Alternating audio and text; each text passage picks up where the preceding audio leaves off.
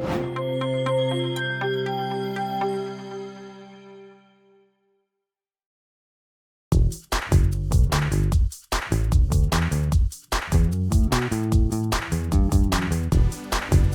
Dirección General del Colegio de Ciencias y Humanidades les da una cordial bienvenida a la ceremonia de inauguración del segundo Festival Cultural en el CCH, Literatura, Cine y Música. Damos la bienvenida a todas y a todos ustedes, alumnas y alumnos del colegio, profesoras y profesores, funcionarios y cuerpos directivos de nuestro querido Colegio de Ciencias y Humanidades. Y de manera muy especial saludamos a las señoras directoras y al señor director de los 5 planteles de nuestro colegio. Saludamos en primer lugar al maestro Quechaba Rolando Quintanar Cano, director del plantel Naucalpan. Bienvenido, maestro.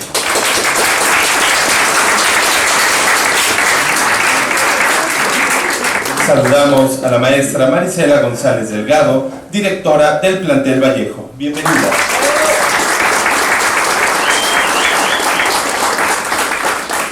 También saludamos a la maestra María Patricia García Pavón, directora del plantel Oriente.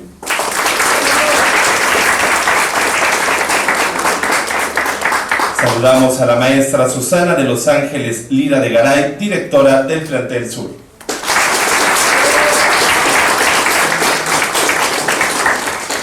Asimismo, damos la bienvenida y saludamos a los integrantes de nuestro presidium. Saludamos al licenciado Héctor Vaca Espinosa, secretario de Comunicación Institucional de la Dirección General del Colegio. Bienvenido.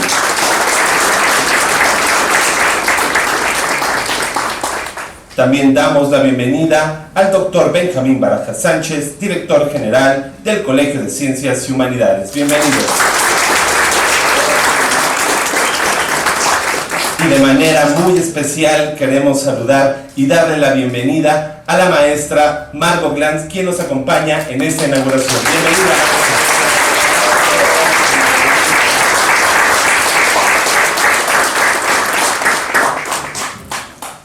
En primer lugar, queremos darle la palabra al licenciado Héctor Vaca Espinosa, secretario de Comunicación Institucional. Adelante.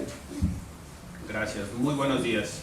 Bueno, primero me gustaría agradecer la presencia de todos ustedes, a nuestra invitada de honor, la maestra Margot Glantz, y al doctor Benjamín Barajas por impulsar este tipo de proyectos que sin duda son parte integral de la formación de nuestro colegio. Y bueno, también a las señoras directoras, al director de los planteles del Colegio de Ciencias y Humanidades, y agradecer el apoyo invaluable de todos los jefes de difusión cultural de todos los planteles, que sin duda este evento no sería posible sin el apoyo de todos. Y bueno, me gustaría platicarles un poquito, lo voy a leer, de lo que viene en este festival, que va a ser arte y literatura, convocar voluntades, reflexión y pensamiento, pasión y poesía, convicciones, crítica y ciencia, es uno de los propósitos del segundo Festival Cultural, el cual organiza esta institución, en el que se llevarán a cabo más de 400 actividades artísticas de diversas disciplinas, como son la literatura, la música, el cine, el teatro, la danza. Estas actividades se realizarán en los 5 planteles del día 18, que es hoy, al 22 de septiembre. Si la lectura es una palabra que debe escribirse en plural, como lo decía el historiador francés Roger Cartier, este festival cumplirá con la encomienda de congregar no solo las voces de quienes los escriben, sino también de los lectores, que hacen un eco de aquello a lo que le invita a imaginar e inventar esos nuevos mundos y esas sensaciones que los autores nos llevan todo el tiempo. El festival es una fiesta. Por ejemplo, en las instalaciones del plantel Azcapotzalco, la escritora Ana Maris Gómez, Olivia Terova y Teddy López Mil participarán impartiendo charlas sobre creación literaria y presentación de libros, mientras que Paco Ignacio Taibo hará lo propio y ofrecerá una charla que se intitulará Leer, una aventura del 68. Para el martes 19 de septiembre, en Naucalpan, la periodista Mónica Maristain hablará sobre el periodismo cultural. La profesora Rita Cerezo dialogará con los alumnos sobre la metamorfosis de Ovidio, de la colección bilingüe que edita el Colegio de Ciencias y Humanidades, mientras que la autora Laura Baeza presentará su más reciente libro, Una grieta en la noche. En el plantel Vallejo, el miércoles 20 de septiembre, la periodista y escritora Yael Weiss presentará su novela Los muros del aire. Asimismo, Vanessa Hernández charlará sobre Las alumbradas, su más reciente obra. Para cerrar la jornada de ese día, lo hará Brenda Ríos, quien platicará con los alumnos sobre Olvidar a nadie, que es su nueva publicación. En la sesión del jueves 21, en el plantel Oriente se llevará a cabo la mesa con Aura García Junco, que dará una conferencia sobre el proceso de la escritura. Además, tendrá la presentación de Despojos, una obra de Lola Ancira. Para la última sesión, la cual se realizará en el plantel Sur, se efectuará la presentación de Leyendo la Tortuga de la maestra Silvia Molina, de la colección Academia para Jóvenes del Colegio de Ciencias y Humanidades. Además, el Cuarto Jinete de Verónica Murguía y Las Vigilantes de Elvira Lisiaga. El segundo festival del CCH tiene la colaboración de la Coordinación de Difusión Cultural, UNAM, así como del Fondo de Cultura Económica y de la Academia Mexicana de la Lengua, además de casas editoriales nacionales e internacionales. Y así como el escritor argentino Jorge Luis Borges, quien dedicó su trabajo e imaginación a la creación de sus propios libros y fue incapaz de entender el mundo sin la lectura, asimismo, no podemos entender el Colegio de Ciencias y Humanidades sin la presencia de expresiones artísticas, sin la lectura, sin la promoción de esta y sin la escritura de las ideas y emociones que viven nuestros estudiantes y docentes. Por este motivo, el segundo festival es un orgullo para todos nosotros los universitarios y es una fiesta que debemos celebrar con sus más de 400 actividades para que sea una voz de la comunidad. Muchas gracias.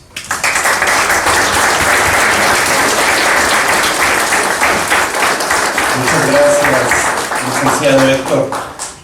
A continuación, escuchemos el mensaje inaugural del Festival Cultural del CCH por parte del doctor Benjamín Barajas Sánchez, director general del Colegio de Ciencias y Humanidades. Adelante, doctor. Muchas gracias, Marcos. Muy buenos días a todas y todos. Tenemos dos alegrías que queremos compartir. La primera es que está la maestra, la doctora Margot Glantz con nosotros, universitaria ejemplar, universitaria de CEPA, integrante de la Academia Mexicana de la Lengua. Ya vamos a presentar su currículum, escritora. Este libro lo leí, me encantó, tiene muchos otros, ahorita vamos a hablar de ellos. Y la segunda alegría es que están todas y todos ustedes aquí, alumnas y alumnos del colegio. Cada vez que los vemos, que vemos sus caras, algunos como diciendo ¿qué me van a decir? A lo mejor esto no me interesa, pero en el fondo, como sí los conocemos, sabemos que son gente muy sensible y que les encanta la literatura. Si no les gustara la literatura, ya hubiéramos bajado la cortina, cerramos el changarro y nos vamos del colegio. Pero eso no va a ocurrir nunca, gracias a ustedes. Saludo también a Héctor Vaca, nuestro secretario de Comunicación Institucional, y a Marcos y a todo el equipo que hicieron posible la realización del segundo Festival Cultural del CCH. Ya no nos quedamos en cero, ya es el segundo. Saludo también a las directoras y el director del plantel en Naucalpan por todo el apoyo que nos ofrecieron para iniciar esta ceremonia con la presencia de sus alumnos, de un reducidísimo grupo de colegas alumnos, porque somos 60,000 en el colegio, cosa que nos da mucha emoción que seamos tantos. Maestra Marta Patricia no está, pero están aquí los alumnos y le agradecemos mucho. Maestro Quechaba Quintanar del plantel Naucalpan, muchas gracias. Maestra Marisela, qué gusto que estén también tus alumnos aquí. Maestra Patricia, a pesar de que venían un poquito atrasados, sacaron fuerzas y ya están aquí. y la maestra Susana Elías Garay, también los chicos que ya los vi y están muy contentos de estar con nosotros. Muchísimas gracias. Saludo también a las y los integrantes del cuerpo directivo de la Dirección General, aquí presentes, las secretarias que nos acompañan, muchísimas gracias. Y bueno, ya lo decía Héctor, el objetivo de nuestro evento es mostrar la participación de la comunidad universitaria del Colegio de Ciencias y Humanidades en las diferentes manifestaciones artísticas que se llevarán a cabo del 18 al 22 de septiembre, eso sí, en los 5 planteles del colegio. Con énfasis, diríamos, en las actividades de lectura y escritura, porque consideramos que estas habilidades siguen siendo fundamentales, no solo para asegurar el éxito escolar de los jóvenes, de ustedes jóvenes, sino también para comprender el mundo y transformarlo, aunque suene ambicioso. Así lo pensaba el pedagogo Paulo Freire. Cuando se fundó el colegio hace ya 52 años, en 1971, se pensó simultáneamente en crear la imprenta escolar, con el propósito de que las y los estudiantes leyeran y escribieran en las aulas y compartieran sus escritos con los otros jóvenes. Incluso se decía que podría haber como una suerte de tendederos, en lugar de colgar la ropa se colgaba un texto. Eso era una imagen pues muy bonita, pues se creía, como debe ser, que se lee y se escribe para comunicar y compartir los hallazgos, las ideas y los puntos de vista, para construir un conocimiento que sea compartido, común y también provisional, el cual tendría que revisarse y enriquecerse por las generaciones futuras, ya que la lectura y la escritura son recursos permanentes de la memoria. Con el paso de los años, nuestros egresados han recordado con emoción que en este colegio leyeron novelas, cuentos y ensayos, y que estas lecturas fueron el cimiento de su desarrollo intelectual posterior. Por eso, en el CCH queremos mantener viva esta tradición y que los jóvenes de ahora, ya muy distantes de los muchachos de los años 70 que ahora son abuelos de ustedes, continúen disfrutando de la lectura y de los libros, y que a pesar del influjo de las redes sociales y del imperio de las pantallas, sigan gozando de la magia que proveen los libros. No en vano, el logotipo del colegio es un libro con páginas en movimiento. En este contexto, el día de hoy inauguramos el segundo Festival Cultural del CCH.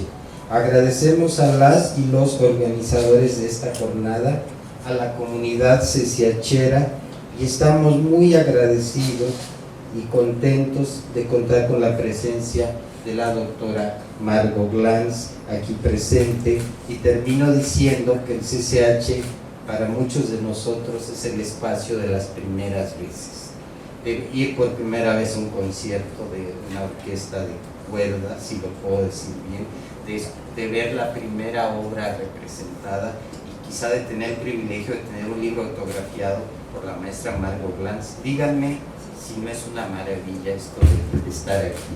Un aplauso para todos nosotros.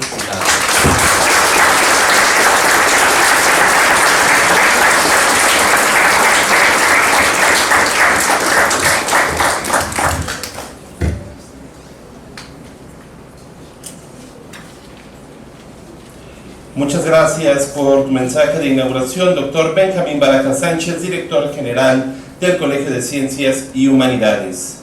Ahora demos la palabra y demos comienzo a la charla con la maestra Margot Glantz, pero antes de cederle el micrófono, leeré una semblanza de nuestra invitada especial. La maestra Margot Glantz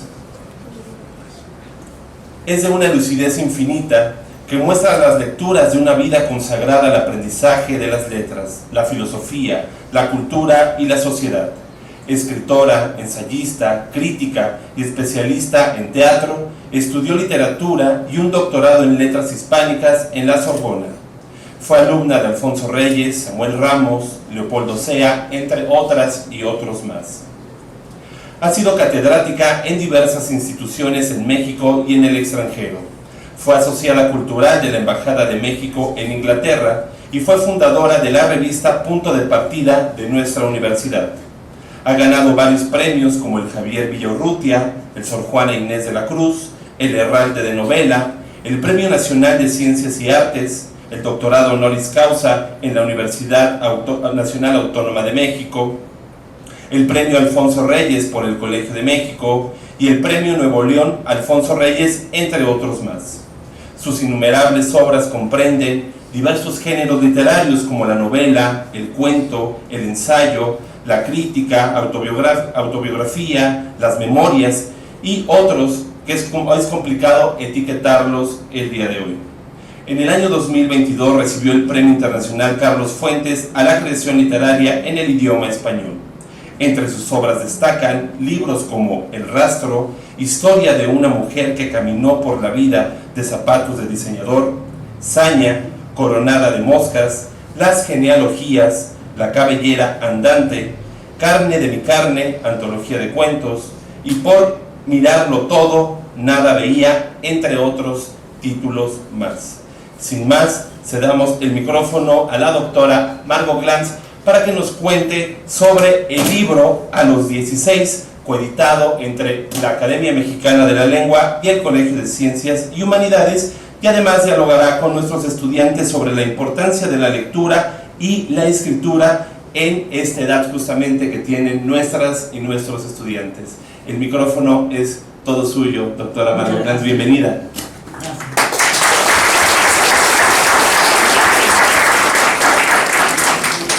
Es un honor para mí participar en esta inauguración del segundo Festival de Cultura de los SHs.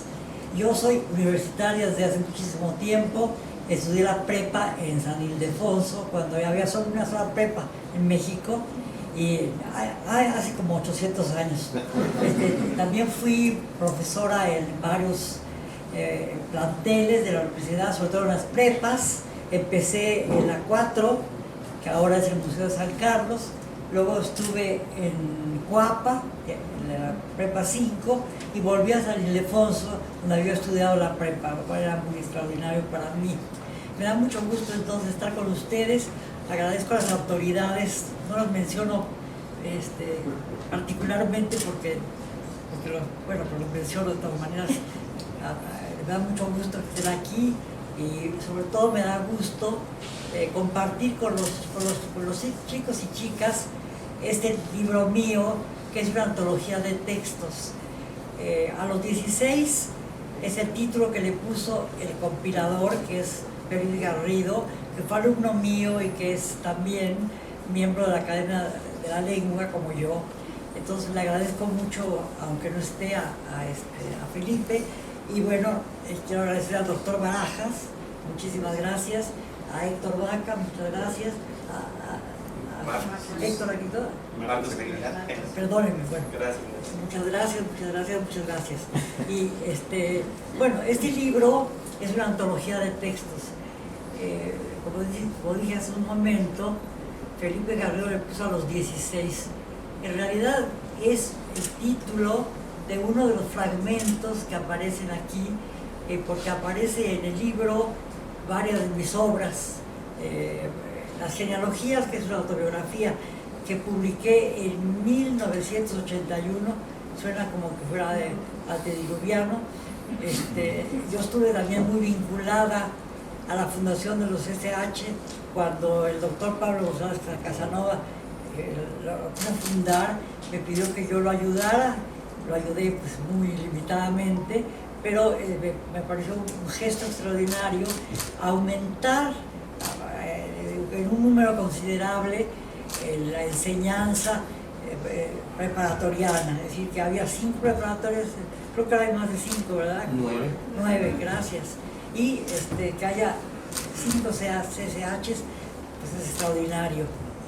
Y mis primeras clases las di en la preparatoria 4 y en la preparatoria 5 fundé con mis alumnos de literatura mexicana, bueno, no fundé, eran estudiantes muy distinguidos, que ahora ya son muy conocidos, algunos ya han muerto, ya me toca morirme también a mí, pero no quiero.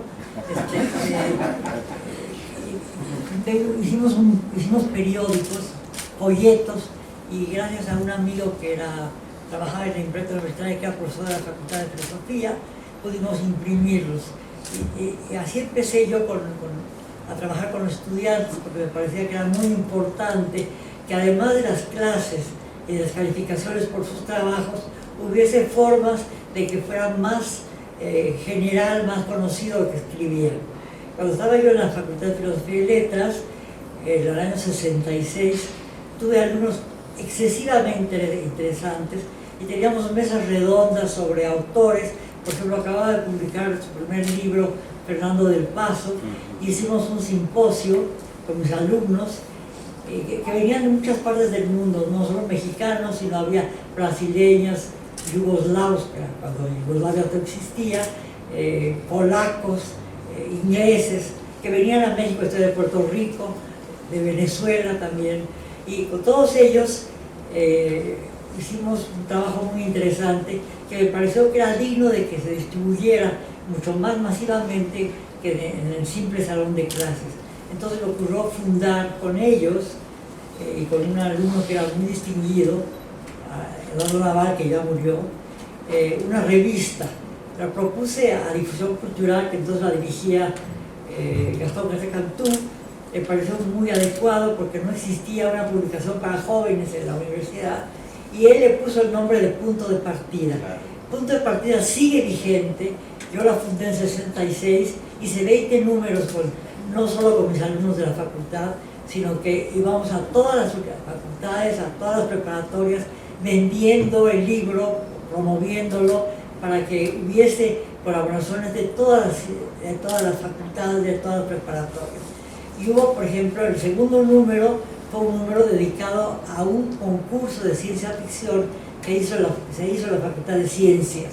Hicimos varias secciones del libro, en la revista, una de varias invención, es decir, cierto tipo de escritura que vendría que no tiene un nombre específico porque no es ni ficción, es ficción, pero no es ni cuento ni novela, sino que viene del nombre de un texto de un escritor extraordinario mexicano, Juan José Arreola.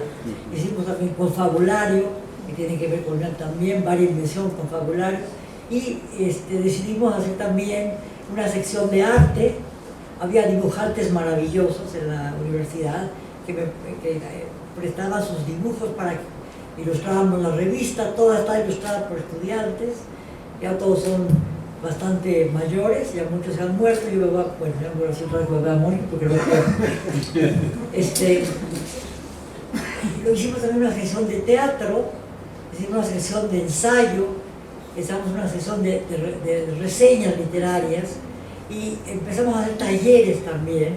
Esos talleres vinieron pues los escritores más famosos de aquella época, empezando por Arreola, por Salvador Novo, por Salvador Elizondo, por Celso Pitol, por Leñero. Casi todos ya son grandes escritores, pero todos también han fallecido. Muchos de mis alumnos también son profesores o han tenido puestos muy importantes, pero también algunos han fallecido. A los 16, insisto, la antología la hizo Felipe Garrido, que fue alumno mío, como dije también, y que hace una semblanza mía muy divertida, porque yo recibí un trabajo suyo sobre la honestía de Esquilo en la preparatoria. Él estaba en la preparatoria estudiando, y yo tenía que darle de comer a mi hija. Le daba yo cucharadillas de comida en la boca, y mientras hablaba yo de Esquilo, le daba de comer. Entonces a él lo recuerda con gran emoción, porque le parece muy divertido que una maestra, al mismo tiempo que le da de comer a su hija, esté pensando en Esquilo. Pero así era la vida, ¿no? Uno tenía que darle de comer a la hija, pensar en Esquilo y dar clases, y al mismo tiempo pues, ocuparse de las labores domésticas. A los 16 es un libro que antologa varios de mis textos importantes para mí. En primer lugar, las genealogías que yo publiqué en 1981, otra vez hace siglos, ¿no? A mí me parecía que era un libro bastante nuevo, pero cada vez que veo que ya pasaron más de, ¿cuántos años? 70, 42. ¿Nada más 42? Parece que más. Yo pensé que 50. Bueno, pues es un texto autobiográfico que apareció como en folletín en el periódico, que yo era colaborador del 1+1, y cada semana publicaba yo un fragmento de lo que luego sería el libro llamado Las genealogías. Después viene una selección de ensayos. La primera se llama Los secretos de una mano, que está en conexión con mis estudios de teatro, porque la petición de mano se refiere a una comedia de los siglos de oro de Tirso de Molina, en donde hay una serie de equívocos por la petición de mano, muy interesante, en donde una mano es más importante que el personaje en total, porque un joven que va a Madrid para casarse con una chica, va primero a una iglesia, llega a la iglesia y ve una mano maravillosa que está tomando agua, ¿cómo se llama? No, la pila de bautismo, una pila de agua, está metiendo la mano y ve que es una mano maravillosa y se enamora de la mano. Luego va a conocer a su prometida y le parece horrible, porque la ve completa. Cuando ella saca la mano se da cuenta que es la misma que vio en la iglesia, entonces está feliz, porque primero se enamoró de la mano, luego de la chica. Entonces es maravillosa la historia, y yo hago un estudio de lo que significaba la petición de mano, que ya casi no sucede. Luego vienen varios textos de los que yo publicaba en el 1+1, quizá lea yo alguno con ustedes para que los conozcan, y luego vienen una selección de un libro mío que se publicó en el 2018, no hace tanto, que se llama Y por mirarlo todo nada veía, que es un verso del primer sueño de Sor Juana Inés de la Cruz. Porque yo soy tuitera, llevo muchos años siendo tuitera desde 2011, ahora ya es obsoleto, porque ustedes están en TikTok o en Instagram o en Facebook, y ya Facebook es también obsoleto, ya de viejos, ¿no? Pero yo estoy todavía en Facebook y en Twitter, que ahora ya no se llama Twitter, que se llama X, porque un señor que se llama Elon Musk, que es idiota, y cambió de nombre. Yo sigo todavía escribiendo en Twitter. Durante muchos años escribí muy seguido, ahora solo reposteo, aunque se dice retuiteo.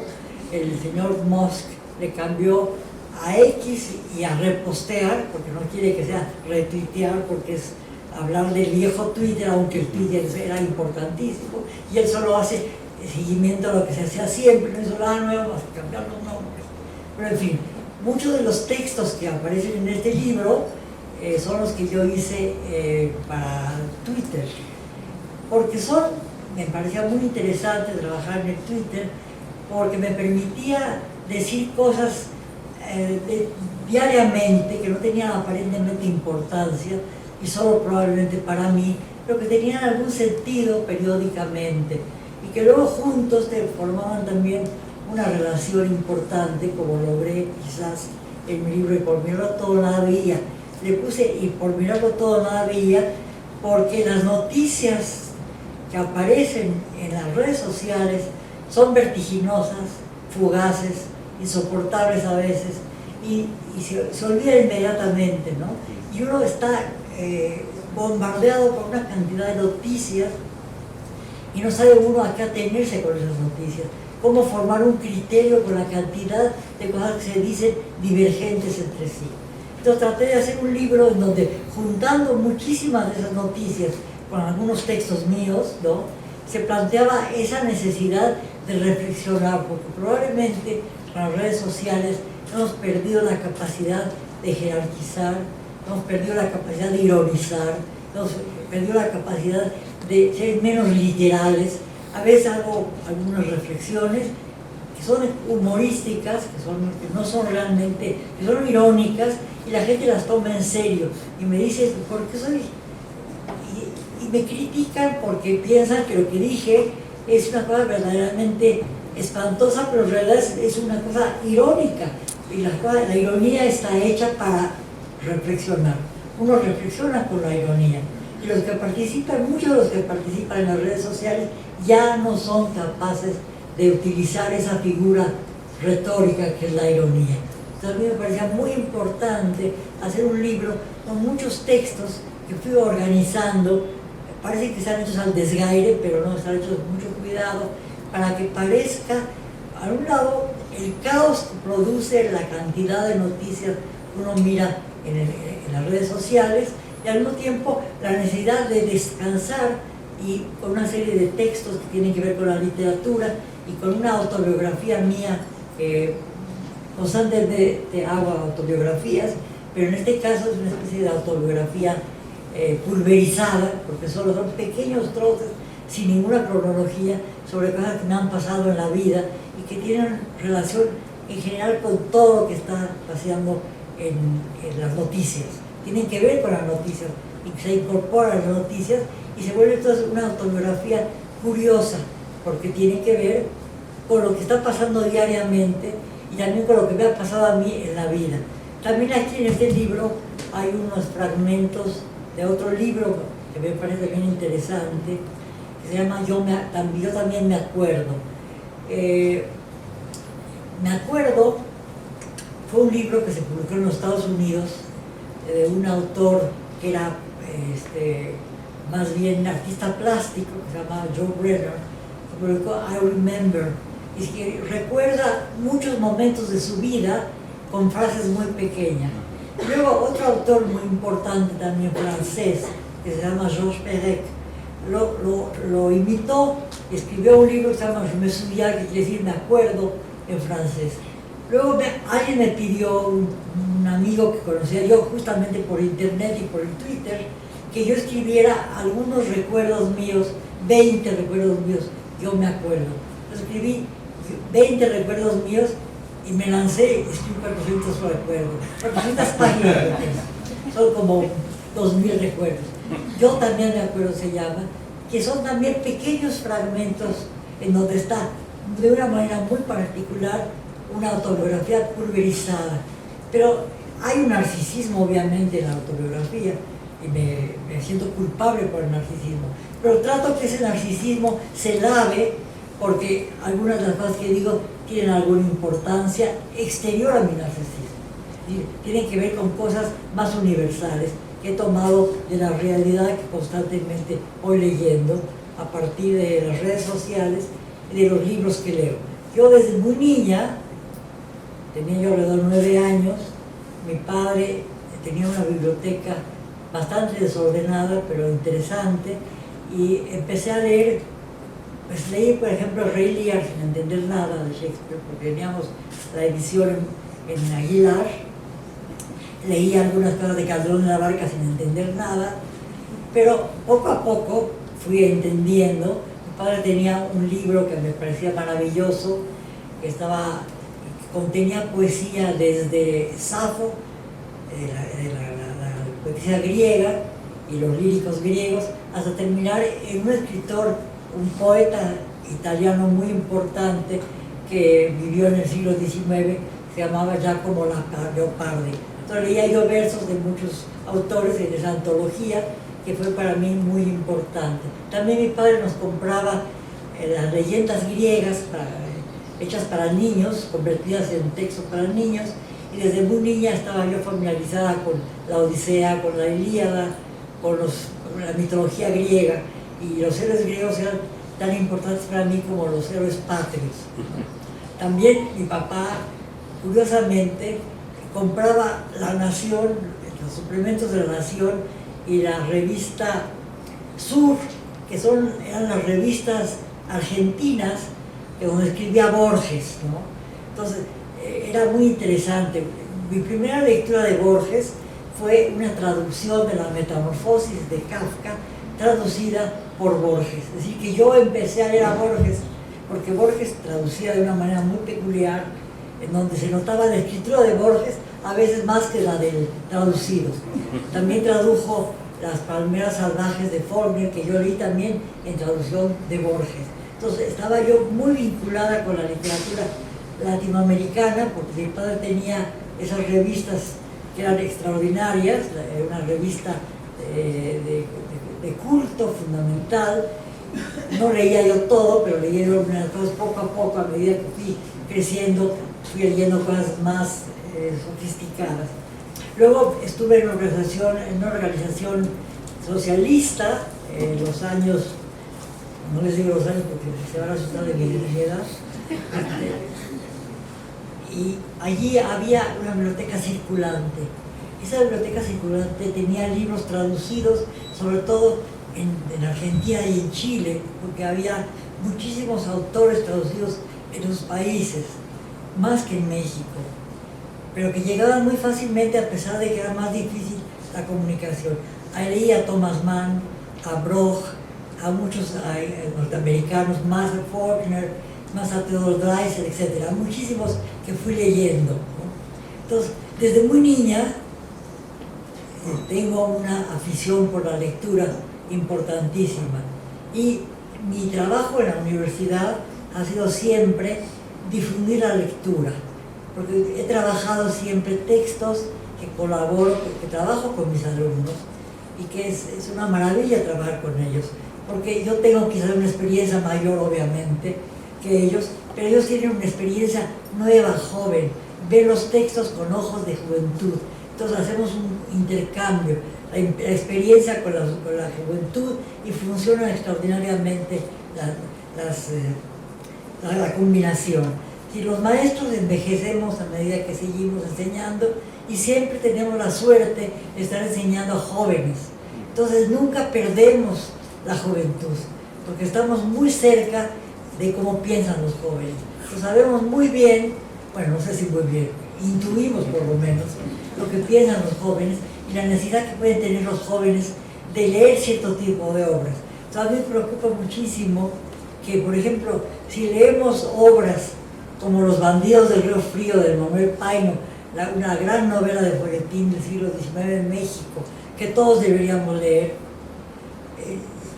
y leemos capítulo por capítulo y analizamos con mucho cuidado todo lo que pasa, entendemos mucho mejor la historia de los primeros años de la independencia a la época de Santana, porque en Los bandidos del Río Frío se analiza perfectamente toda la época de anarquía en México, la que empieza con la independencia y termina con la restauración de la República por Juárez, ¿no? Después de la caída del emperador Maximiliano. Entonces es un libro extraordinario, pero que si se lee al principio da un poco de flojera, porque son muchos tomos, ¿no? Y los alumnos dicen, voy a leer ese librote, además está usted loca, y luego está felices con el libro, porque el libro es verdaderamente maravilloso. Lo mismo pasa con Astucia, otra novela de folletín del siglo XIX, de un gran folletinista que era Inclán, un hombre de la clase era muy popular, había sido ranchero, y cuando dejó ya no podía ser charro porque ya era más viejo, escribió sus memorias de la charrería, y escribió Astucia o los contrabandistas de la hoja, que eran los contrabandistas de los cigarros, ¿no? del tabaco, que era un estanco, porque desde la colonia habían prohibido que el tabaco se distribuyera libremente y se distribuía a través de un estanco, por de ahí viene el nombre estanquillo. Entonces el estanco del tabaco hizo posible que hubiese contrabandistas de tabaco en el siglo XIX, y Klein conoció a muchos de los contrabandistas, si no fue él mismo un contrabandista también. Entonces hace la historia de los 6 charros que forman parte del grupo de contrabandistas que llevaban el nombre de Astucia. Entonces trabajamos esa novela capítulo por capítulo, que es muy interesante, porque cuenta la historia de los 6 charros, que es llena de aventuras extraordinarias, y sabemos perfectamente cómo fue el México posterior a la anarquía, aunque también trabaja los problemas de la anarquía, y creo que es muy importante que lo conozcamos, porque vivimos un México muy especial, y si no sabemos exactamente lo que fue el México del 19, del que procedemos, es difícil entendernos ahora. Y creo que leyendo Los bandidos de Río Frío y Astucia de Inclán, no únicamente esos libros, pero son libros seminales, fundamentales para la historia de México. Entonces, los recomiendo mucho a la gente de preparatoria. Cuando yo estaba en preparatoria enseñando, tenía yo 100 alumnos en mi clase, y trabajábamos literatura universal y literatura mexicana. Y yo decía, ¿cómo puedo enseñar literatura con 100 estudiantes? Cuando estaba en la facultad también de Filosofía y Letras, tenía yo 70 o 75 en algunos cursos generales, y sin embargo podíamos trabajar los textos palabra por palabra, porque era muy importante que la gente supiese leer verdaderamente con profundidad. Y creo que eso es una de las cosas fundamentales para todos los estudiantes de preparatoria, que aprendan a leer con profundidad, que sepan leer un texto y extraigan del texto lo más fundamental del texto, que no se puede entender si no se lee muy concienzudamente, con un gran cuidado, con parsimonia, para entender lo que está pretendiendo el autor que entendamos. Y creo que si lo hacemos, podemos lograr tener una imagen mucho más clara de lo que somos nosotros, de nuestra identidad, de nuestro pasado, aunque no solo tenemos que leer literatura mexicana, pero creo que empezar por literatura mexicana es muy importante. Yo trabajaba también literatura universal, por ejemplo, la Ilíada, o lo que sea. Yo tenía un maestro en la prepa, se llamaba Castellanos V, que bueno, ya era muy viejito. Yo tenía 15 años cuando estaba en la prepa, y él decidió que todos los alumnos tuvieran un nombre griego. A mí me puso Ifigenia, porque decía que me parecía al personaje de Eurípides. Entonces leí Ifigenia, porque si no me parecía a quién, pues quería saber a quién. Entonces me di cuenta que quizás sí me parecía yo a Ifigenia, muy de lejos. Él siempre llevaba un saco con unas sombreras gigantescas, porque se quería parecer a Ajax, el personaje de la Ilíada, ¿no? Que era un personaje extraordinariamente valiente, que se pone en contraposición con Ulises y con Aquiles. Ajax era muy inteligente, era muy bueno para pelear, era muy fuerte, y tenía unas espaldotas, y mi maestro se ponía sombreras para parecerse a Ajax, y ahí se paseaba así por la clase con las sombreras, y nos decía, tienen ustedes que aprender la Ilíada. Entonces decía Ajax, luego Aquiles, el de los pies ligeros, y luego estaba Ulises, que era el inteligente. Ajax era el fuerte, Ulises era el inteligente, y Aquiles era el héroe más valiente de toda la Ilíada. Entonces nos daba clases sobre ellos, y era maravilloso. Y luego ponía a los estudiantes a leer sus poemas. Muchos de ellos leían a Agustín Lara. Y bueno, así, era muy divertido también. Pero ese maestro me enseñó miles de cosas fundamentales. No me puedo olvidar los personajes de la Ilíada, pero lo aprendí a los 15 años. Yo tengo 93, así que la verdad, tengo buena memoria, ¿no?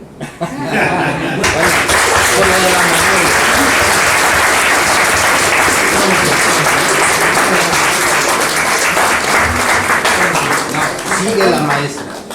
Sigue, nada más quiere el aplauso por su memoria que es muy buena. Digo, también en el libro hay un apartado donde aparecen ciertos textos míos que publiqué a cuenta de autor, porque nadie me quería publicar, porque era yo maestra académica, pero no literaria. Entonces decidí hacer un libro con mis textos, ¿no? Y hice un libro gigantesco. Cada hoja era una hoja grande de papel albanene, y pegábamos letra por letra, y un sobrino mío que tenía 17 años entonces y que es muy buen dibujante, hacía los dibujos de muchos de los textos. Y después lo llevé a varias editoriales que no lo quisieron publicar. Entonces decidí hacerlo por mi cuenta, pagar yo la edición. Y un amigo mío que tenía una editorial, se llamaba Premia, me prestó el pie de imprenta. Entonces publiqué el libro a cuenta mía y luego hice una presentación y vendí el libro, hice una subasta y saqué el dinero del libro. Luego después había publicado un libro, escribí un libro que se llamaba 200 ballenas azules, que nadie me quiso publicar tampoco. Entonces lo llevé a una editorial pequeña que había organizado uno de los grandes escritores mexicanos, ya muerto por desgracia muy joven, Federico Campbell, que fundó una editorial que se llamaba La Máquina de Escribir, donde publicaba gente de 18, 20 años, 22. Y yo ya tenía 40, publiqué ahí con los jóvenes, por lo cual fue maravilloso. Publiqué 200 ballenas azules y también la cuenta de autor. Luego lo vendíamos, ¿no? Entonces, a veces logramos conseguir pagar la impresión. También hicimos lo mismo en la Prepa 5, cuando publicamos los folletos con los textos de los alumnos, ¿no? También lo vendíamos en diferentes partes, como vendíamos también punto de partida.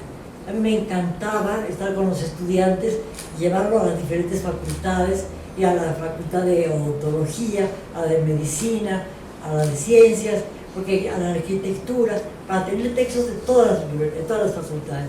Y acabé teniendo textos de todas las facultades, arquitectos, preparatorianos, dentistas. Eso me enorgullecía enormemente. Pensaba que un dentista escribía un cuento y que yo lo podía publicar. Me parecía maravilloso. Entonces eso sucedió y luego pues ya estaba yo acostumbrada a publicar cosas por mi cuenta. Ya no me las querían publicar, pero las publicaba yo. Luego ya me volví más o menos conocida y ya me publicaban, ¿no? Ahora no gano mucho con mis libros, pero me siguen publicando. Por ejemplo, ahorita, que por mirarlo todo, nada veía, está agotado y lo van a reeditar. Ahora no crean que son muchos ejemplares, serán 3.000, 3.500, pero tengo muchos seguidores en Twitter, como 75.000, que luego me da coraje porque hay muchos, tienen 1 millón de seguidores. López Obrador tiene 10 millones, yo no tengo 75.000. No está mal. Bueno, muchachos, estoy a sus órdenes. ¿Me quieren hacer preguntas? Sí. Muchas gracias, maestra. Chicos, tenemos el micrófono. Por favor, quien inicia hace la mano, les pasamos el micrófono para que empecemos el diálogo con la maestra Marlo. Para allá atrás. Nombre y plantel, por favor. Me llamo Ana Machuca, vengo de Nantenangalpan y primero quisiera agradecer al profesor Quechava por habernos hecho la invitación, tanto a mis compañeros y a mí. Y pues llegar aquí y apreciar, no me esperaba encontrarme con una persona tan especial como usted. No sé qué. Entonces, en base a la experiencia que usted tiene, en todos los viajes que ha hecho, el contraste que usted tuvo entre su familia extranjera, el vivir aquí en México, como profesora, como universitaria, como escritora, me gustaría que nos diera un consejo a la juventud, ya sea como estudiantes o como jóvenes que vamos caminando hacia el futuro. Y pues era eso, me gustaría pedirle un consejo para todos nosotros. Claro. Me da mucho gusto que me haya preguntado y que sea de Cuapa, donde yo enseñé varios años. Bueno, mi consejo fundamental como maestra es la lectura. Creo que este festival favorece, privilegia la lectura. Creo que leer mucho es una de las cosas más importantes para nosotros. Creo que ahora, con el reino de las redes sociales, leemos menos, leemos cosas muy cortas y cada vez nos cuesta más trabajo leer un libro entero, porque estamos ya acostumbrados a la brevedad de las redes sociales, que es muy importante, pero al mismo tiempo nos quita la posibilidad de ser más profundos, porque como dije antes, las redes sociales pueden confundir por la cantidad infinita de noticias que se van apelmazando una tras la otra. Es decir, que las noticias más importantes, más terribles, como un terremoto o como la muerte de algún personaje, los desaparecidos en México, las fosas de desaparecidos que constantemente se están encontrando, los cadáveres que se pasean en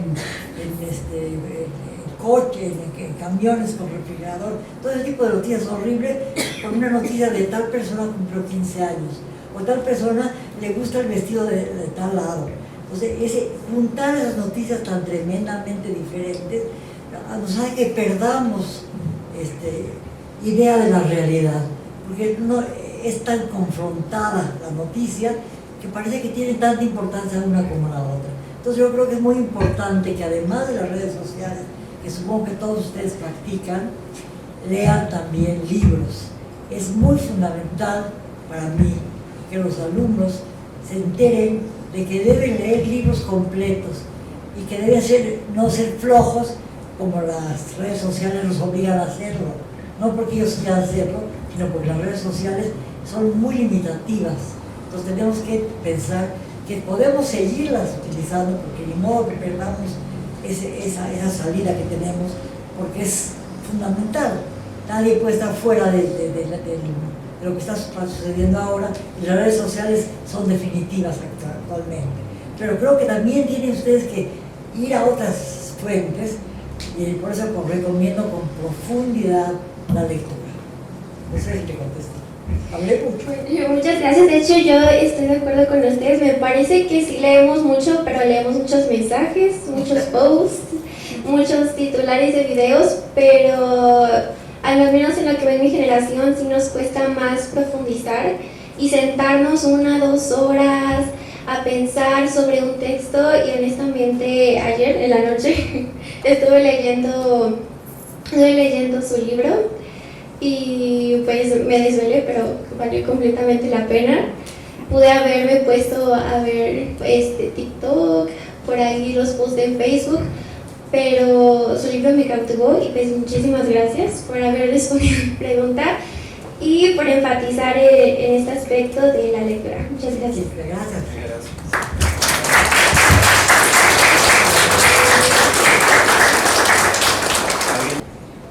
Buenos días, mi nombre es Keila Villalobos Aguilar, vengo del plantel Vallejo y yo no sé si le voy a hacer 2 preguntas. Bueno, una, ¿cómo se llama en X para seguirla? ¿Cómo se llama qué? Su cuenta de Twitter. ¿Cuál es tu cuenta de Twitter? ¿Cuál es mi qué? La cuenta de Twitter. Margo Glantz. Ok, entonces ya para seguirla. Ya tengo 75, 25. Bueno, esa y aparte de los libros que ya usted nos mencionó anteriormente, ¿qué libros nos recomienda leer? Más o menos para nuestra edad, porque hay unos libros que no entendemos mucho. Entonces, ¿usted qué nos recomienda leer a nosotros? Bueno, yo les recomiendo mucho los libros que mencioné de literatura mexicana del 19. Los bandidos de Río Frío no cuesta nada de trabajo leerlos, porque Paino fue un hombre extraordinario en muchos conceptos. Durante un tiempo dirigió la Hacienda en México y acabó con la deuda pública. Necesitaban muchos Painos. Además también hizo muchas cosas importantes políticamente en todos los niveles, y además escribió folletines que son muy largos, ¿no? Y no solo los bandidos de Río Frío, sino otros textos muy importantes, ¿no? Yo les recomiendo los bandidos de Río Frío porque verdaderamente para entender lo que fue el México que emergió de la independencia hasta el momento en que la época de Santana, toda la época de la anarquía, toda la época de las revoluciones constantes que teníamos y la aparición de un personaje tan curiosa y tan terrible como Santana, porque ella trabaja muchísimo la figura de Santana, aunque no se llame Santana en el libro se llama Relumbrón, no es exactamente Santana, pero tiene que ver con Santana. Y lo que hizo un personaje que fue muchísimas veces presidente de la República, a cada rato había problemas con él, se iba a Manga de Clavo, que tenía una hacienda en Veracruz, y al rato lo volvieron a llamar, estuvo muchísimas veces. Yo tenía un maestro de Historia de México que se llamaba Arnaiz Frey, que nos daba clases casi de folletín. ¿Y quién cree que regresó a ser presidente? Y todos decíamos en coro, Santana, maestro. Porque cada rato regresaba Santana y hacía las cosas peores para México. Perdimos la mitad del territorio, no gracias a él, pero parte gracias a él. Entonces sería muy interesante que leyeran a Paino. Es un libro verdaderamente, no solo es interesante por la anécdota, por la cantidad de personajes maravillosos que aparecen allí, sino por el suspenso que provoca cada capítulo, como el folletín que publicaba cada semana, cada número tenía un elemento de suspenso para que la gente siguiera leyendo, ¿no? Entonces, le pasa lo mismo a usted ya en el libro, entonces léalo, es muy importante. Y Astucia de Inclán, México rural, que es otro tipo de México distinto, porque Paino es más citadino y trabaja más la política en general, y la Ciudad de México muy importante para él, aunque también aparece la provincia. Pero en Astucia de Inclán aparece la provincia y el campo, que es muy muy interesante trabajar eso. Es una utopía campesina muy bella. Ahora, hay muchísimos libros importantísimos de la literatura mexicana en el siglo XIX, y en el XX no se diga, tenemos autores maravillosos. Yo leería a Sergio Pitol, por ejemplo, El arte de la fuga, que es un libro que ya no es un libro de cuentos, sino que es un libro en donde se conjunta el ensayo y la ficción de una manera admirable. Fue uno de los más importantes escritores, murió hace 3 años, tan cercano a Monsiváis, por ejemplo. Y también leer a Monsiváis es muy importante porque entendemos la cultura políticamente en México. En fin, hay muchos autores del país que son esenciales. Leñero, los albañiles. Salvador Elizondo es un poco más difícil de entender para ver, pero si empiezan con los libros que les he mencionado, poco a poco se van a volver más capaces de leer libros más difíciles. O leanme a mí también.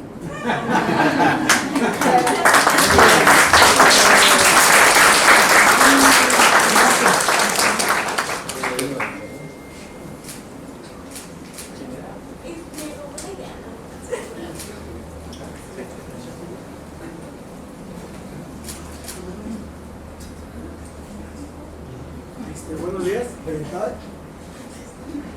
Buenos días.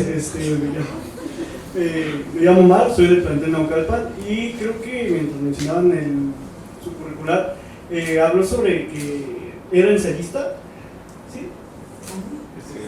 Su currícula de ensayista. Ah, sí. Bueno, le quería pedir una recomendación porque el profe Chava nos hizo un ensayo, pero pues como que me falta esa motivación para hacerlo bien. Entonces ya leí un libro, pero como qué bases o qué tomo, o como qué necesito, qué fundamentos generales necesito para realizar el ensayo. Pues. Abrir un libro y empezar a leerlo. No, yo tampoco. Me preguntó del ensayo. Sí, ¿qué le daría? ¿cómo hacer un ensayo? Es más difícil. Digo, bueno, la ficción permite, por ejemplo, la autobiografía. Yo escribí, yo también me acuerdo, y hice varios talleres con alumnos de la Universidad de Estado de México, por ejemplo, y al cabo del tiempo, cada uno escribió sus textos. Yo también me acuerdo, eran textos muy breves. Publicamos un libro con todos los jóvenes que habían publicado sus pequeños textos que tenían mucho que ver con la autobiografía. Pero claro, los textos breves, que se refieren a uno mismo, es más fácil de escribir que un ensayo. Un ensayo, como soy profesora de la universidad, llevo 66 años de ser, 66 o 65, de ser profesora de la prepa y luego de la Facultad de Filosofía y Letras, y luego di clases en muchas universidades del extranjero. Necesitamos trabajar con un rigor muy particular lo que estamos estudiando. Es decir, yo trabajo, por ejemplo, las crónicas de la conquista. Si trabajo Bernal Díaz del Castillo, que es un escritor extraordinario, que se escribió la historia verdadera de la conquista de México, lo puede leer usted perfectamente, porque es un libro que se lee como un folletín perfecto, con un lenguaje muy sencillo, que es maravilloso, porque además uno aprende horrores de lo que pasó en México cuando Cortés trató de conquistar, y aparece, por ejemplo, otro personaje esencial de la historia de México, que es la Malinche. Entonces, lo trabaja extraordinariamente bien Bernal Díaz. Entonces, trabajo el libro, lo abro, lo leo, y empiezo a corroborar históricamente muchos de los datos que nos ha dado Bernal Díaz para poder hacer un resumen, ¿no? Para poder aquilatar lo que está diciendo Bernal Díaz. Y luego, después de trabajar con mucho cuidado todo el texto, de analizar una serie de elementos del texto y de contrastarlo con libros que hablan sobre ese texto o sobre libros de la historia de México que hablan del mismo tema, puedo empezar a escribir un ensayo. Pero creo que no le dije nada porque le dije pues no, es difícil.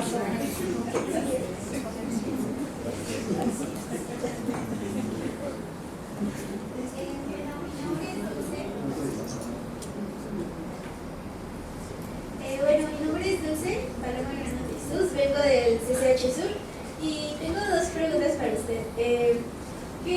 ¿Cuál fue el libro que más la inspiró, más la impactó y por el cual empezó a entrar más en el mundo de la literatura? Mire, depende de la época en que lo haya leído. Hay libros que, por ejemplo, mencioné La Metamorfosis de Franz Kafka, traducida por Borges, fue uno de los primeros libros que leí. Y yo sigo leyendo a Kafka ahora. Cada vez es más importante releer a los clásicos. Entonces yo leí La Metamorfosis cuando tenía 13 años y ahora que tengo mucho más, leo los diarios de Kafka, leo La Metamorfosis con otro sentido de la realidad. Porque, por ejemplo, tengo mis libros anotados, lo que me parece importante en un momento que lo he leído, y luego no entiendo por qué anoté determinada cosa. Porque hace 40 años anoté algo y ahora ya no tiene nada que ver con lo que estoy pensando ahora. Entonces es muy importante releer los textos.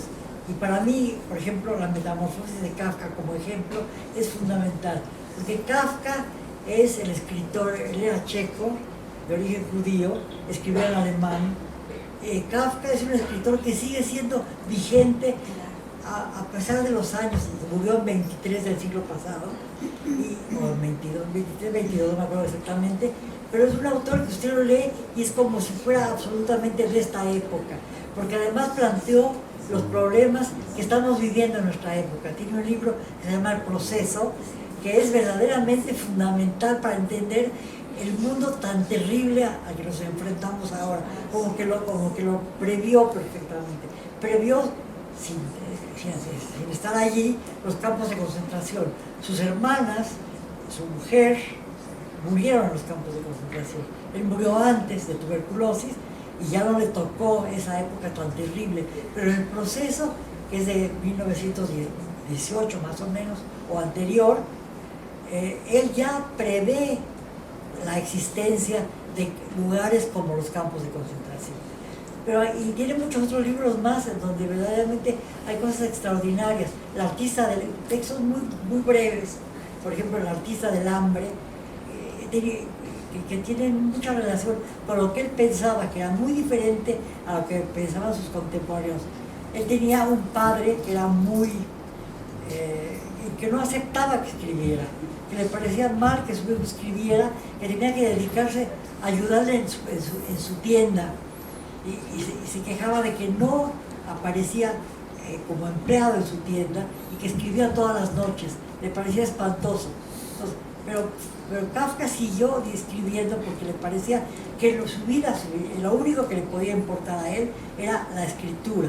Y su escritura sigue siendo vigente porque para él era lo más importante y logró decir cosas que son, porque para mucha gente lo que piensa uno es muy importante y no vale la pena escribirlo, pero lo que escribía Kafka valía la pena. Así, por ejemplo, les recomiendo que empiecen con Kafka también. La Metamorfosis es un libro extraordinario. Tiene mucho que ver cómo él se sentía. Si uno lee los diarios de Kafka, hay cosas en donde él dice ciertas cosas que le dan a uno la clave de por qué escribió La Metamorfosis. En La Metamorfosis es un personaje que es agente de viaje, de seguros, y que de repente se levanta y se da cuenta de que se ha convertido en un escarabajo. Entonces, se vuelve una sorpresa para él y una sorpresa enorme para sus padres, ¿no? Entonces, vive en la casa de sus padres como un hijo, pero que es un escarabajo. Entonces, ¿qué pueden sentir los padres? ¿Qué puede sentir él? Y todo eso lo va contando Kafka, y por eso uno ya escogió un adjetivo que es el adjetivo kafkiano. Lo que está pasando ahorita en México, por ejemplo, es kafkiano. No sé si lo que está pasando es kafkiano, pero lo decimos, ¿no? Podemos decirlo. O lo que está pasando en el metro es kafkiano, porque todos tenemos como referencia, ya aunque no lo hayamos leído, lo que había hecho Kafka. Porque Kafka predijo muchas cosas que están sucediendo en el mundo de hoy. No sé si le contesté, me voy por las ramas. Una pregunta, ¿cuál fue la mayor dificultad que tuvo al escribir un libro o qué fue su pensamiento inicial cuando se le presentó esa dificultad? ¿Cuál fue su mayor dificultad? Bueno, me costó más trabajo escribir ficción que ensayo. Empecé escribiendo ensayo porque soy maestra y porque trabajo en mis clases con mucho cuidado, con mucho rigor, en combinación con mis alumnos, ciertos textos, que luego me parece interesante hacer una reflexión escrita sobre ellos. Cuando uno escribe con más, piensa con más profundidad que cuando dialoga solamente. Pero el diálogo despierta ese tipo de escritura. Desde el punto de vista de la escritura, el diálogo con los alumnos le da a uno ideas muy particulares y la propia visión también. Y entonces, a partir de esa visión particular y la de los alumnos conjunta, puede uno empezar a ver cosas específicas en el texto y empezar a escribir algo sobre ese texto que sea, que lo explique mejor de lo que lo han explicado quizás otros. Porque cada texto tiene muchas lecturas. Es lo maravilloso de la literatura. Cada texto es inagotable. Si es un buen texto, se puede leer de 1000 diferentes maneras. Entonces uno puede escribir sobre ese texto de muchas maneras también. Entonces es muy importante leer con mucho cuidado y fijarse en cosas que son extraordinarias en el texto. Notar las cosas que se repiten en el texto, que tienen una importancia particular en el texto, y a partir de esas empezar a escribir el ensayo. Luego me costó más trabajo la ficción, porque como yo trabajo con fragmentos, mis libros no eran canónicos, ¿no? ¿En qué almacén, en qué estante lo ponemos? No podemos vender su libro que no sabemos qué es cuento, es novela, es fragmento. ¿Cómo se llama su variación? Confabulario, ¿cómo se llama? Ahora ya todos escriben así.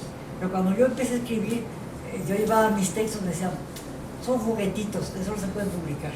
Hasta que publiqué mis primeras cosas yo, por mi cuenta, a mártir de mí misma, y me empezaron a publicar, porque ya más o menos el tipo de escritura que yo tenía funcionaba. Pero escribir ficción exige tener ciertas obsesiones, ciertas ideas específicas sobre cosas muy particulares que a uno le gustan y que le parecen muy particulares también para escribir, ¿no? Porque solo puede uno escribir sobre algo que le llama a uno la atención, o sea, algo que parece que no se ha dicho, porque se puede escribir lo que se ha dicho, pero desde un punto de vista diferente a lo que se ha dicho. Eso es muy importante, porque si no, es repetir lo que dicen otros. Y creo que la escritura exige no una novedad, pero sí un pensamiento más profundo sobre ciertos temas, ¿no?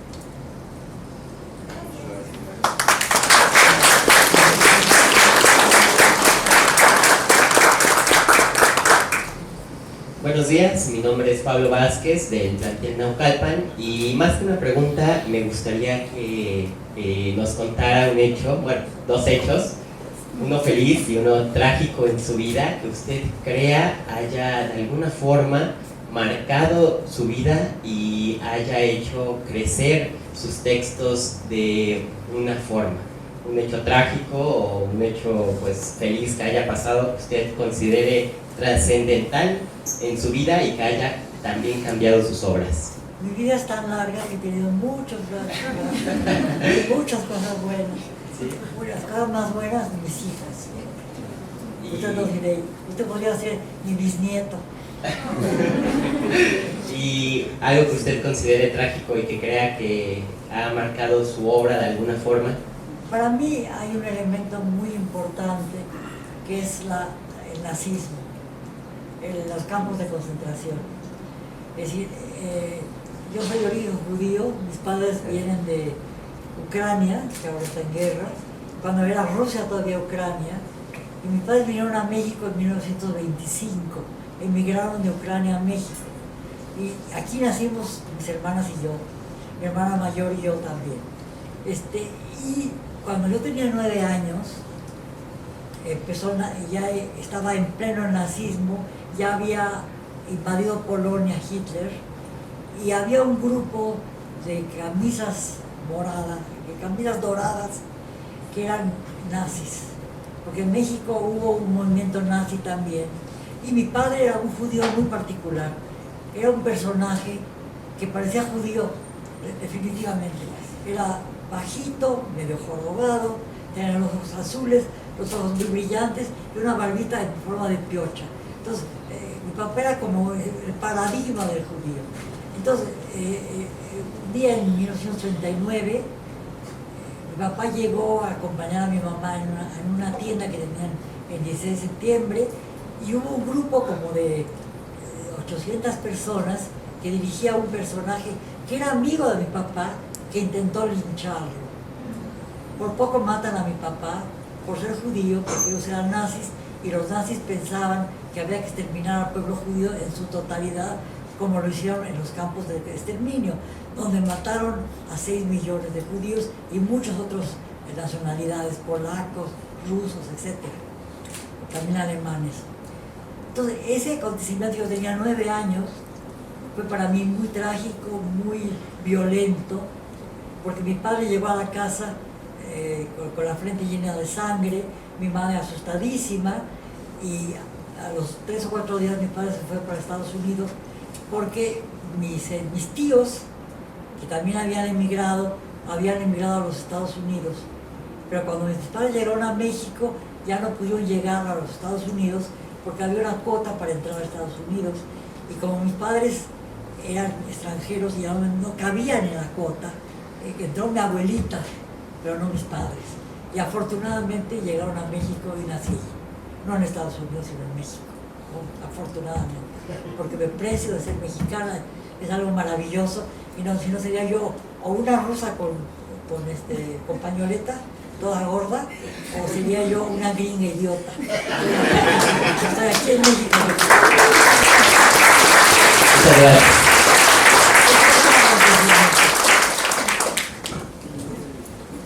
Por allá atrás. Bien.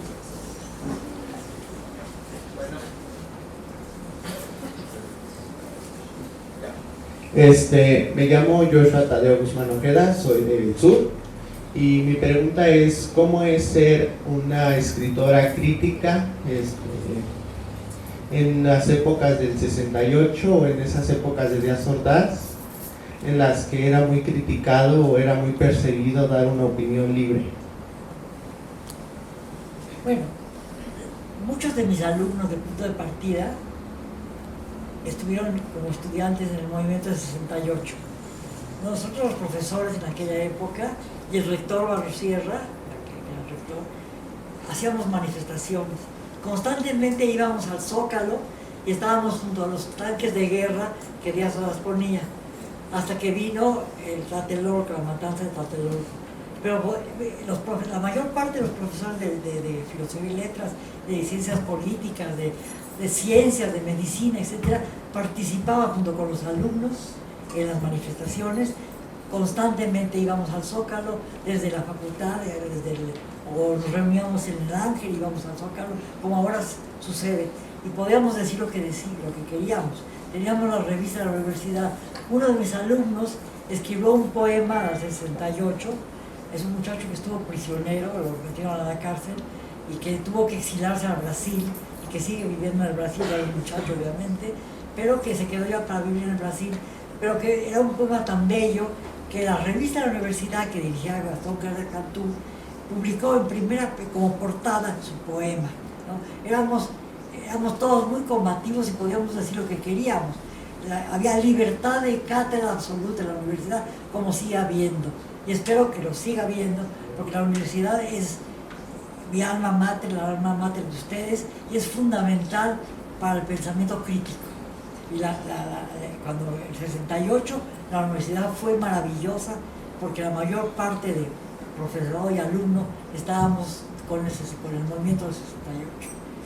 Quizás después de ese movimiento muchos fueron perseguidos, y sobre todo los alumnos, los del comité de huelga, etcétera, entraron a la cárcel, y muchos de ellos pasaron 1 año, 2 años.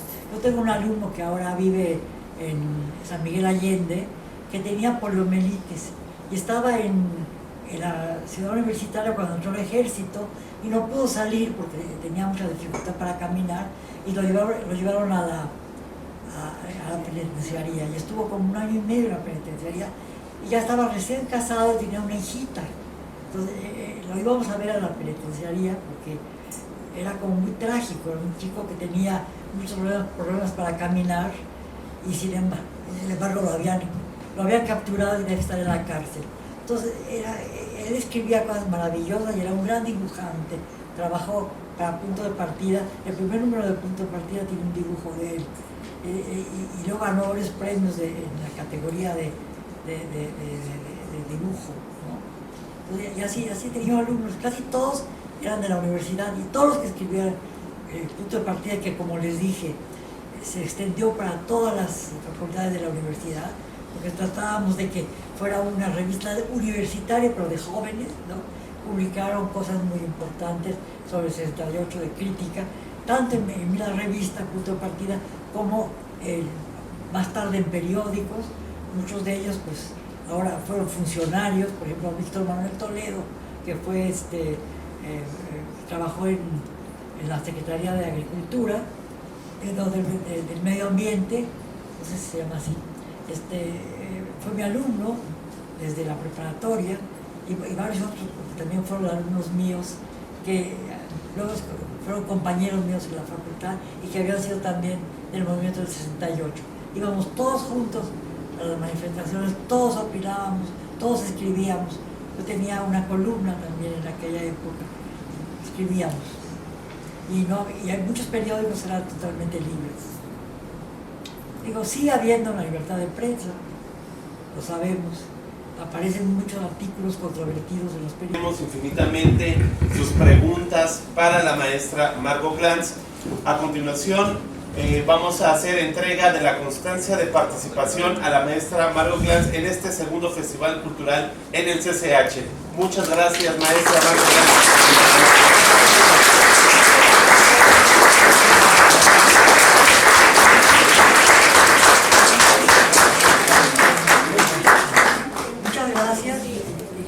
Muy bien en su festival.